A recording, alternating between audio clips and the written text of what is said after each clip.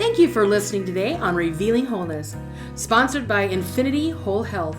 Check out our website at infinityWholeHealth.com, where we are revealing the eternal in each individual, the infinite in the individual. The creativity is made manifest. Limitation is let go. Now, here's your host, Dr. Troy Munson. Hello and welcome. I'm Dr. Troy Munson at Infinity Whole Health and our podcast site, Revealing Wholeness. And I had patients that ask me questions, and this one is one that comes up often. So I want to cover it at detail here so that you can glean from their musings, so to speak. And the question is do I have any tricks up my sleeve for getting away from grains? And so we're going to cover 5 simple things that you can do that will start to give you some power to pull back from grains. Because let's face it, grains are everywhere. Let's just look at breakfast. Hey, I would like to have some cereal. Yeah, that's going to be a grain. More than 99 of 100 times. I have 1 or 2 cereals I've seen that are grain-free. They're not bad. Well, could I have some hash browns? Starch, kind of still grain-like. Dang. How about oatmeal? It's another grain. You're kidding. No, not kidding. How about a donut? Definitely a grain.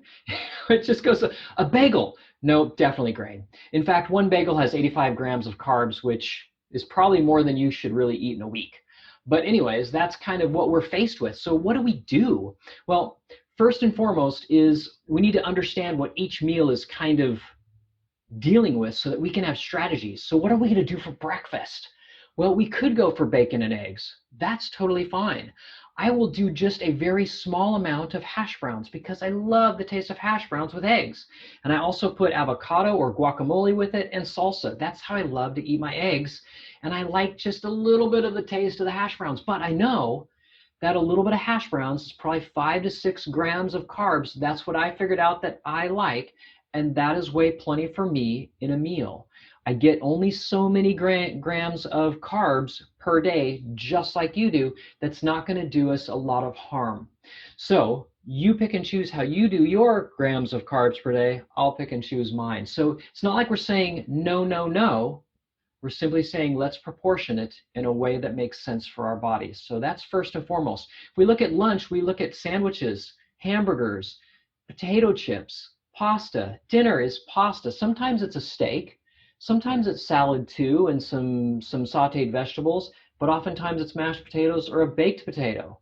It's croutons on your salad. It's a big, half of garlic bread, that cheesy garlic bread that tastes so darn good. What do they give us at a restaurant? Sometimes a nice restaurant will bring us bread and butter to start our meal with. At a Mexican restaurant, they're going to bring us corn chips, another grain. So they're commonly everywhere, and this is what we're up against. So some of you are like, what do I do? Well, if you message me, I will give you our phase 2 diet sheet. So message me and we'll send that to you as a PDF in email, and you can at least have that one sheet that kind of at a glance tells you what your goals are with grain-free eating. So first trick. We're going to try to half what we're doing. And half is not a big deal because most of us are way overdoing most grains. So if I love mod pizza, which I do, a whole mod pizza is 104 grams of carbs. Why do I know that? Because I looked it up because I love it. And so if I'm going to do half of that, that means half a mod pizza is 52 grams of carbs. And they can be off by 20%. That means could be 62, could be 42 grams of carbs. I was thinking, man, it's got to be that thin of a crust, can't be that much. Oh no, it is. And so when we look at something like that, we're just saying, okay, I can do half. Maybe you only do 2 pieces of pizza. Okay, you get 1, but do it last. Eat all your vegetables and salad, whatever it is that you're going to eat beforehand, and then end on that carb. That's how we do it, because if we're going to do something that's not necessarily so good for us, like a dessert, like I'm going to do a bowl of ice cream. Am I going to do that at the beginning of the meal? Am I going to do it at the end of the meal? We know when it's done. And so same thing with things like carbs that you love. Start to pick and choose your own. I would eat nachos every day for 20 years until I realized, oh my gosh, I've got to get away from grains. And then I would figure out, okay, I can have 8 corn chips. So I'd put 8 corn chips, and I would put all kinds of cheese on it, and the onions and jalapeno, and then I would cook it in the oven, and I would watch it brown.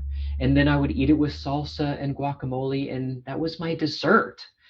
That's me. Maybe it's candy is your deal, and you're like, bread is not a big deal to me. Wonderful. Then candy is your deal. Start counting your carbs there, and pick a better candy and more organic, more good for you. To give an example, I've talked about this other podcast. If I eat regular garbage chocolate, like milk chocolate that's not organic, I will get a pimple, because all the paraffin waxes and garbage they put into it to make it whatever it looks like, or however it tastes, or however creamy it is. Whoa. I'll go for organic dark. I don't get pimples eating it. It doesn't have garbage in it. It's just a little bit better for us. Might as well do the best if you're going to do something that you know is not necessarily good for us. So strategy is halving. So sandwiches are the easiest. 1 piece of bread, the top piece of bread, gone, done.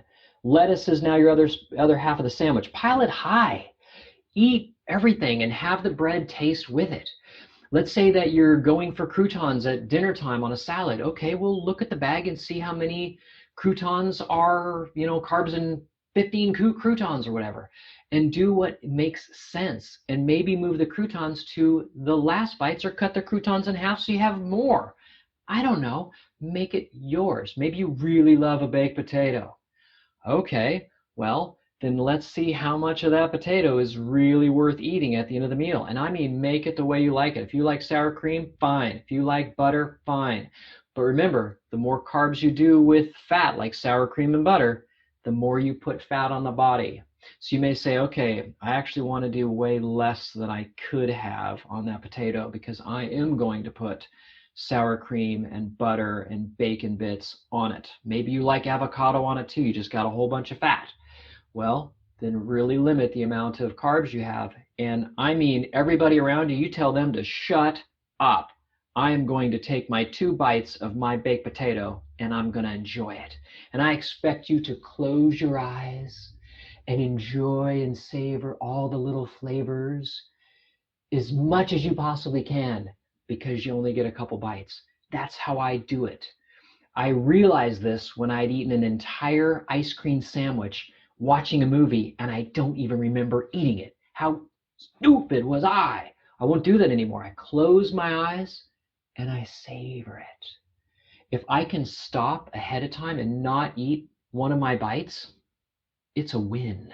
Okay, so there's trick number 1. Trick number 2, we cannot dip into our willpower. Don't push it.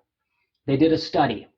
They took people, put them in a room, and they could have either vegetables or freshly baked chocolate chip cookies. Can you imagine the choice?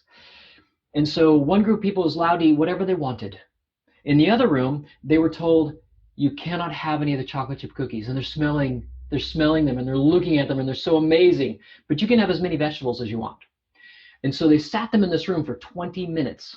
And they took both those people into another room and they said, here is a maze we want you to do. It's a maze you got to pencil through, and you start in one end, you go out the other side, and you got to find your way through the maze, however it does it. Well, it's an unsolvable maze, very intricate. The people that had the chocolate chip cookies, they lasted on average 21 minutes before they gave up on that unsolvable puzzle. The people that could not eat the chocolate chip cookies, they had to use their willpower to say no, guess how long they lasted? 9 minutes. 9. Because they had used up willpower trying not to eat that. Now they were just frustrated. Finally, just throw the puzzle and say, fine. And so that's what happens when we start using up our willpower. And we cannot have you doing that if we're going to try to gain ground on it. Okay? So there's a word on willpower. Next is we want to find snacks that work for you. Snacks that are low carb and are actually fulfilling in some way. So some of you out there are like, I like jerky. Careful. Beef jerky can have sugar in it, high fructose corn syrup, honey. Watch those. You may only get so much of it. There is natural sugar in almonds and walnuts and pecans, but not much, and it's much easier for the body to ingest and to digest and absorb in a way that doesn't necessarily spike blood sugar. So they're okay, even though they have some carbs in them. But you might be sensitive enough that you're like, hey, there's some nuts I cannot do. Heavy whipping cream. Can't put much sugar in it. In fact, I recommend none at all. Maybe a little bit of stevia, a little bit of vanilla extract for some flavoring, but plain whipped heavy whipping cream is not very tasty. So put in just enough that makes it flavorful enough for you that it's tolerable. Okay. I love heavy whipping cream. I'll eat 3 or 4 spoonfuls 2, 3, 4 times a day sometimes. It's okay. I don't put a lot of carbs with it because I don't want fat in my body. I can burn that fat as long as I am doing my due diligence. Okay. Next is just veggies. Maybe you just like veggies. Great. Have them as snacks around you often. Be a good thing to do. My wife makes these coconut almond floured chocolate chip cookies. They're heavenly. They're like $1 a piece because those flours are expensive. They're not carb flours. They're more protein flours. And so it is expensive, but if you're in a pinch, man, they work quite well. So there you go, little tricks there for you. So finding snacks that work for you. Next is as you go through this process of getting away from grains, you're going to find all of a sudden some more stability. Hey, I actually have more resistance to saying no to certain snacks, to certain foods. Am I getting better at it? No, you're stabilizing blood sugar. So when you eat protein and good fats and good vegetables, you start stabilizing blood sugar where you don't have these dips. Because throwing logs on a fire, a big log on a fire that's burning, man, it just keeps burning. Well, protein and fat is like that big log on a fire. It burns. The chips, the bread, the pasta, that's like paper on a fire that goes whoosh, makes a whole lot of energy really fast, and then there's nothing. And now I'm hungry. Okay, so blood sugar stabilization, as we start watching diet and focusing on protein and fat and vegetables, we're going to start naturally stabilizing blood sugar, and now we're going to get better at it. So there's another trick that you're going to notice as you go through this process. And then I want to at least make a quick note here on added sugar. Added sugar is what we're really, really against. So if we look at a yogurt that is 26 grams of carbs, we're going to find 20 grams of added sugar in that little tiny yogurt. I'm just here to tell you that most of you are probably not going to want to do more than 17 grams of added sugar per day. Now you're allowed 20 grams of carbs per meal, but that's carbs that already existed there, like almonds have a little bit of carbs in them. Let's say I do have some potato, but just a little bit. I'm allowed up to 20, but I'm not going to come even close to 20. I'm going to try to stay at 15 because I notice I don't feel as good when I push up into that 20 mark. But added sugar, it takes very few to set me off where I'm more fatigued. So you may find, hey, I tried to do 5 grams of added sugar per meal. It was too much for me. Know what you're getting into. So there's carbs, and under carbohydrates in a package, you're going to see fiber and then added sugar. And you're looking for that added sugar. How much did they actually put in there? And you'll be surprised on some of the foods you really like, how much there is. So be cautious. So a little warning there. Last thing, number 5, is take every day, one day at a time. And so and what I'm saying is you're not allowed to beat yourself up when you royally fail. And don't even look at it as a failure. What you want to glean out of it is, how did you feel eating it? Man, I felt like crap. Great. That's success as long as you understood I ate these things that took all my blood sugar, spiked it, and I crashed it, and I felt like crap. That's awesome. I didn't sleep well for the next 2 nights. Was it vital enough for you to figure it out? I hope so. You might have to do it 4 or 5 or 20 times. I don't know. But you're not allowed to beat yourself up. But I fully want you to acknowledge, how did you feel afterwards? Now, some of you are like, I didn't actually feel that bad. You might find that you are a type A blood type. Type A's can and do tolerate grains much better than O's like myself. We're meat eaters, fat eaters. So you may find that, hey, I notice that I don't perform well when I eat a lot of protein. I need to get my protein in the form of a whole grain, not a crappy grain, not a milled grain that's just flour. I'm talking about those real kernels like whole wheat kernels that you grind up and make your own bread. You'll be okay doing that as an A. Quinoa as an A-type blood type, you'll be okay. Brown rice as an A-type, you'll be okay. So there's blood types that you may find that I don't do well eating a lot of cow protein or lamb or whatever, but I can handle fish. Great. So A's don't do as much fat as the rest of us, but there's a lot of O's out there. And I really enjoy my diet, eating lots of fat, lots of protein, lots of vegetables. I'm good with that. And it's rewarding. Yes, I do a few grains here and there, but not many. But I never beat myself up when I overdo it. I'm just like, I totally need a nap now because I overdid it yesterday. Or I have a mild headache because I overdid grains or whatever I shouldn't have done. So watch for those things. Those are actual pluses, and your body's really starting to perform well and tell you what it likes and what it doesn't like, and that's good. So if you have any questions, concern, please message me. I'll get back to you. If you're looking for the phase 2 diet sheet, please message me. We'll get it out to you. Easy to do.